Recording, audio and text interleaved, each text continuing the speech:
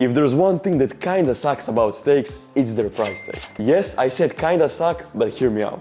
What if I told you that the higher price of a steak is actually a good thing for you? I will explain shortly, but today we'll do a very interesting steak comparison about this $200 Wagyu tomahawk and this $20 dry-aged sirloin steak. In this video, I'll break down why each steak costs what it does, I'll show you how to cook both to perfection, and finally see if this $200 Wagyu steak is actually worth it, even if we could buy 10 already good steaks instead. So watch till the end because the answer might shock you. First, we have this $20 steak. I got it from an upcoming butcher shop in Croatia to test their product. So this is domestic cattle, in this case Simmental grain finished heifers that are dry aged for 42 days, and the price per kilogram is $50.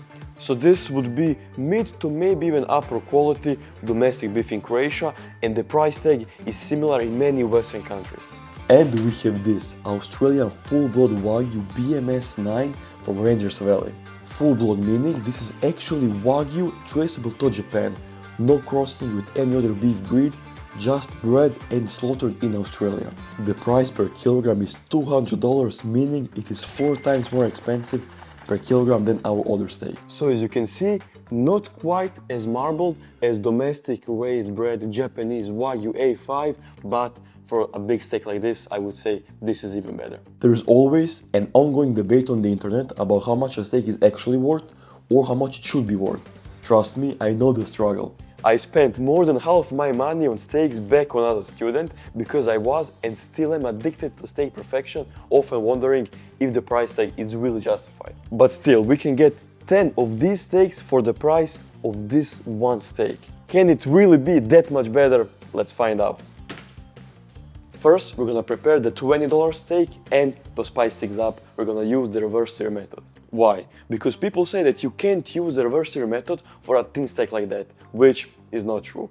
You can actually use any steak with any method as long as you understand the fundamentals about steak cooking, and you will achieve steak perfection every time. You know how we do it: dry surface, black pepper, and in this case a little bit of salt. And place the steak in a low temperature environment.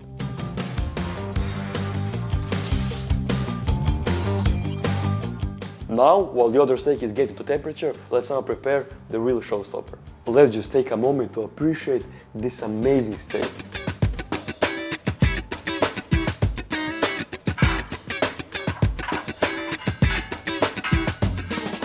Make sure to always use a lot of black pepper whenever you have a steak thick like this.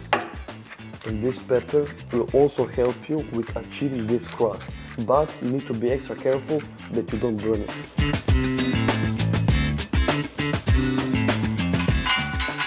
I'm gonna slice a small part of the fat just to clean the grill.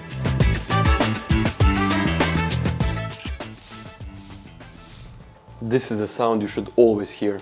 Since this steak has so much marbling, it is common to have flare-ups, especially when we use charcoal or wood, so we need to be extra careful. Look at this spot-on crust. This is what dreams are made of, packed with flavor and texture. This actually reminds me so much of salt-based steaks. Wow, guys, I wish you could smell it. It's amazing. And now repeat the process on the other side. But in the meantime, you can enjoy this true steak perfection.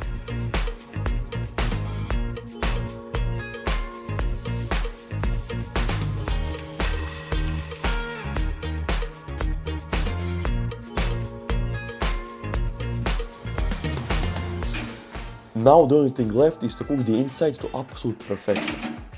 Actually, you know what? Let's also finish the steak in the oven. You can cook or finish your steak in so many different ways, each resulting a similar but different result with flavor and texture. That's what I always teach inside our community and especially in our Steak Academy. That is the beauty of mastering the steak game, because then your possibilities are endless. Our Wagyu tomahawk is almost ready, which means it's time to sear this cheap guy. Just kidding, of course, this is still a great quality steak.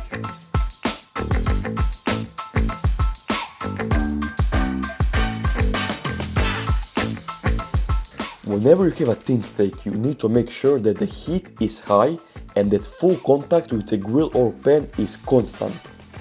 And voila, this is what we want. Since the steak is so thin, I rested it for 30 minutes, which then allowed me more time for creating that crust without overcooking the inside. And this is the secret to reverse searing thin steaks. Now, time for the comparison.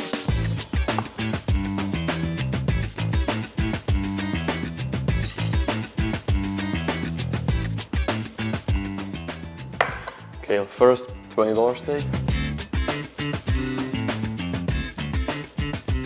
Pretty tender, pretty juicy, overall a pretty solid steak. Now, let's try the $200 steak.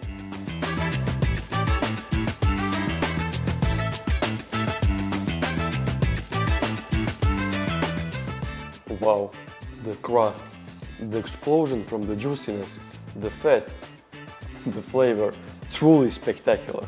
So, is this steak worth 10 times the price of this one? The answer is yes, and here is why. Whenever you have an expensive steak, it's more exciting, it's more special, and you care more about it. Because you don't get to do it every day, so this in itself makes it stand out from the start.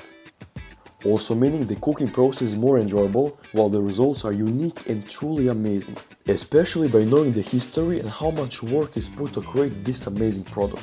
This is the power of a truly special steak, which is almost always expensive. It is a special occasion, and if you cook it perfectly, it really becomes a memorable steak experience for everyone who is trying it, which in itself makes it worth it. What is life if not enjoying the finer things from time to time? And steaks fill this role up perfectly. If you enjoyed this video, make sure to like and subscribe as it helps so much to grow the channel. See you next week. Stay calm.